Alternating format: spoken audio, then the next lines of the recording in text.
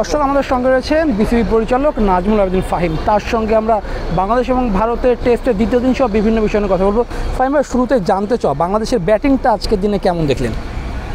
না, ভালো না, আরও বেটার ব্যাটিং আশা করেছিলাম, কারণ উইকেটেও যে খুব ডিস্টার্বেন্স ছিল সেটা বলার উপায় নেই। ডেফিনেটলি ভারত ভালো বোলিং অ্যাটাক, ওদের ফ্রন্টলাইন বোলার যারা আছে সবাই খুব এক্সপিরিয়েন্সড এবং ভালো কোয়ালিটি বলার সন্দেহ নেই। বাট আমার মনে হয় যে আমরা আরেকটু ভালো খেলার যোগ্যতা রাখি ব্যাটিংয়ে, বিশেষ করে টপ 4 জন ব্যাটসম্যানের মধ্যে সব মিলিয়ে বোধহয় রান এসে 33টা, এবং তাদেরকে বেশ কোণঠাসাও মনে হয়েছে কাউকে।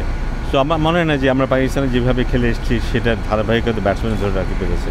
বোলাররা যদিও বারবারই ম্যাচে আমাদেরকে ফিরিয়ে নিয়েছে, বাট ব্যাটসম্যানরা বোধহয় কিছুটা ব্যর্থ হয়েছে বলতেই হবে। সাদমান, মুমিনুল আউট, সাকিব, লিটন সেট ছিলেন, তারা আউট যেভাবে আউট হয়েছেন সে আউটটা নিয়ে কী বলবেন? এবং সাকিব যে ওই সময়টা রিভার্স সুইপটা খেলা নিয়ে অনেকটা কথা হচ্ছে, অনেকটা সমালোচনা হচ্ছে। লেফট হ্যান্ডের ব্যাটসম্যানদেরকে একই জিনিসটা আমরা দেখতে পাচ্ছি, আবার right hand bowler round the উইকেটে এসে বোল্ড করছে। আমরা সেটা শান্তর ক্ষেত্রে দেখেছি, সেটা মুমিনুলের ক্ষেত্রে দেখেছি, সাদমানের ক্ষেত্রে দেখেছি। তো আমার মনে হয় এটা একটা অ্যালার্মিং ব্যাপার, মানে এটা নিয়ে কাজ হওয়া উচিত, শেষ ধরনের কাজ হওয়া উচিত, কারণ প্রত্যেকটা দলই কিন্তু এভাবেই অ্যাটাক করছে আমাদের উপর এবং সাকসেসফুল হচ্ছে।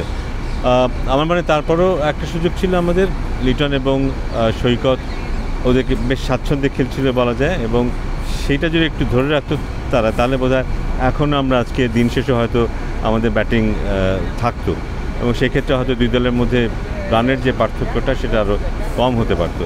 সো আমার মনে যেই বড় একটা লিড ভারত পেয়ে গেছে সেটা হয়তো ভারতকে অনেক এগিয়ে রেখেছে এই মুহূর্তে, বাট আমাদের সুযোগ ছিল সেই গ্যাপটাকে আরও কমিয়ে আনা। বাংলাদেশের ব্যাটাররা ধারাবাহিক হতে পারছে না, এই কারণটা কি? এবং এক টেস্টে রান করে সেকেন্ড টেস্টে সেভাবে রান করতে পারছে না, মেনলি ধারাবাহিক হতে পারছে না। আর হাসান মাহমুদের বোলিংটা কেমন দেখলেন? হাসান মাহমুদ ডেফিনেটলি ভালো বল করেছে প্রথম ইনিংসে, এবং দ্বিতীয় ইনিংসেও খুব বেশি বোলিং করেনি এখনও, বাট আমার মনে আমাদের বোলাররা, পেস বোলাররা বিশেষ করে সবাই ভালো বোলিং করেছে।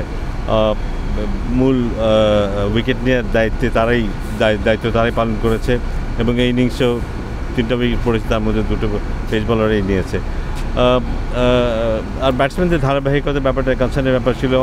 পাকিস্তানে কিছুটা দেখেছি, ধারাবাহিকতা দেখেছি, বাট এখানে তেমন একটা দেখতে পারিনি। আমার মনে হয় যে প্রথম ইনিংসটাকে আমরা একটা এক্সপেরিমেন্টাল যদি ধরে নিই, ভারতের বিরুদ্ধে ভারত বড় একটা দল, কিছুটা মানসিক চাপও থাকে ব্যাটসম্যানদের উপরে।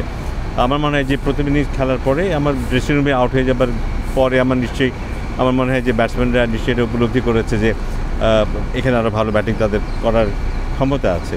তো আশা করবো দ্বিতীয় ইনিংসে আমরা একটু বেটার অ্যাপ্লিকেশন দেখতে পাবো, টপ অর্ডার থেকেও রান পাবে হয়তো, এবং সেটা যদি আমরা ভালোভাবে করতে পারি, আমি জানি না এই ম্যাচের রেজাল্ট কী হবে, কারণ ভারত এই মুহূর্তে যথেষ্টই এগিয়ে আছে, বাট এটা একটা পরবর্তী ম্যাচের জন্য একটা ভালো একটা কী বলবো প্র্যাকটিস হতে পারে।